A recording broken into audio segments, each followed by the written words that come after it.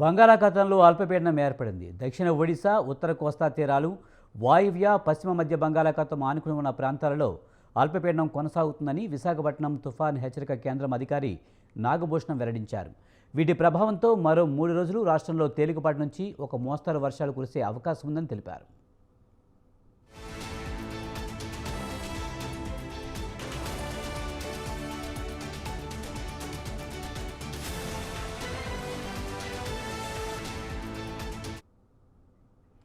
శ్రీకాకుళం, విజయనగరం, పార్వతీపురం, మన్యం, అల్లూరి జిల్లాల్లో 1-2 చోట్ల భారీ వర్షాలు పడే అవకాశం ఉందని చెప్పారు.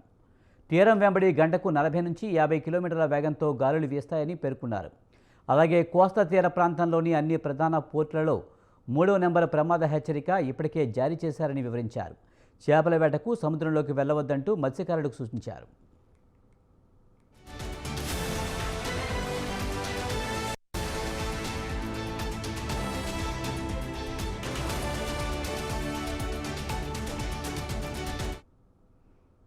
భారీ వర్షాలు, వరదల కారణంగా రాష్ట్రంలో దాదాపు నదులన్నీ పొంగి ప్రవహిస్తున్నాయి. ఇక ప్రకాశం బ్యారేజీ వద్ద కృష్ణానదిలో నీరు గరిష్టానికి చేరింది.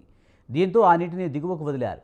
ఈ నేపథ్యంలో ఆ నదీ ప్రవాహక ప్రాంతాల్లోని ప్రజలు అప్రమత్తంగా ఉండాలని అధికారులు సూచించారు. అలాగే శ్రీశైలం జలాశయం జలకలను సంతరించుకుంది. మరోవైపు భారీ వర్షాల నేపథ్యంలో రాష్ట్ర విపత్తు నిర్వహణ సంస్థ అప్రమత్తమైంది. ఆ క్రమంలో జిల్లా ఉన్నతాధికారులకు కీలక ఆదేశాలు జారీ చేసింది. ఎక్కడా ఎటువంటి సంఘటనలు జరగకుండా చర్యలు చేపట్టింది. ఇక దీనిపై మరింత సమాచారాన్ని మా కరెస్పాండెంట్ రాంబాబు అందిస్తారు.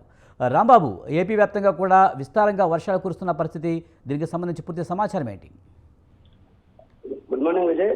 ప్రస్తుతం బంగాళాఖాతంలో అల్పపీడనం ఏర్పడింది. ఒడిశా, దక్షిణ ఒడిశా నుండి కోస్తా తీరాలు, అదేవిధంగా పశ్చిమ వాయువ్య, పశ్చిమ బంగాళాఖాతంలో ఆనుకొని ఉన్నటువంటి ప్రాంతాల్లో అల్పపీడనం కొనసాగుతుందని చెప్పాలి. ఈ నేపథ్యంలో విశాఖపట్నం తుఫాన్ హెచ్చరిక కేంద్రం అధికారి నాగభూషణం వెల్లడించిన పరిస్థితి కనిపిస్తుంది. వీటి ప్రభావంతో 3 రోజుల పాటు రాష్ట్రంలో తేలికపాటి నుంచి అయితే మోస్తారులో వర్షాలు కురిసే అవకాశం ఉందనేది మాత్రం ఆయన తెలిపారు. మరోవైపు చూస్తుంటే శ్రీకాకుళం, విజయనగరం, పార్వతీపురం, అదేవిధంగా మన్యం, అల్లూరు జిల్లాల్లో 1-2 చోట్ల భారీ వర్షం పడే అవకాశం ఉందనేది మాత్రం వాతావరణ శాఖ తెలియజేస్తుంది. తీరం వెంబడి నుంచి గంటకు 40 నుంచి 50 కిలోమీటర్ల వేగంతో అయితే మాత్రం వీధులుగా లేస్తాయనైతే తెలుస్తుంది. అలాగే కోస్తా తీర ప్రాంతంలో ఉన్న కోస్తా తీర ప్రాంతంలో అన్ని ప్రధాన పోర్టుల్లో కూడా 3వ నెంబర్ హెచ్చరిక ప్రమాద హెచ్చరిక ఇప్పటికే జారీ చేశారు అధికారులు.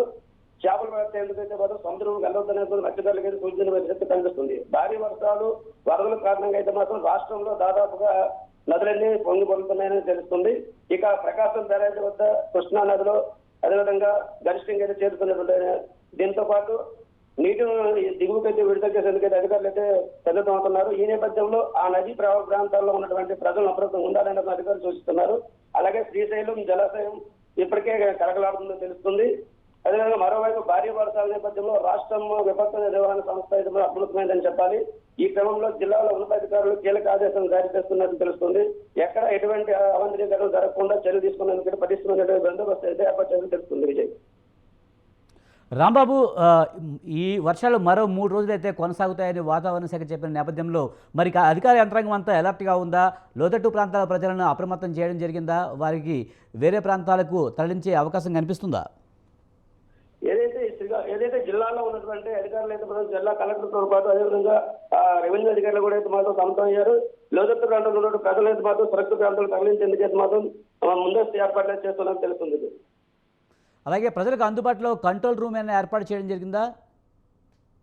జిల్లాలో ఏదైతే ఈ వరద ప్రాంతాల్లో ఉన్నటువంటి ప్రాంతాలను గుర్తించిన అధికారులు అయితే మాత్రం ముందస్తు ఏర్పాట్లు జిల్లా కేంద్రాల్లో ఉన్నటువంటి కొన్ని మండల స్థాయిలో కూడా ఈ కంట్రోల్ రూమ్ ఏర్పాటు చేసేందుకు స్థానిక అధికారులను ఏర్పాటు చేసి కంట్రోల్ రూమ్ యథావిధిగా కొనసాగించాలని తెలుస్తుంది.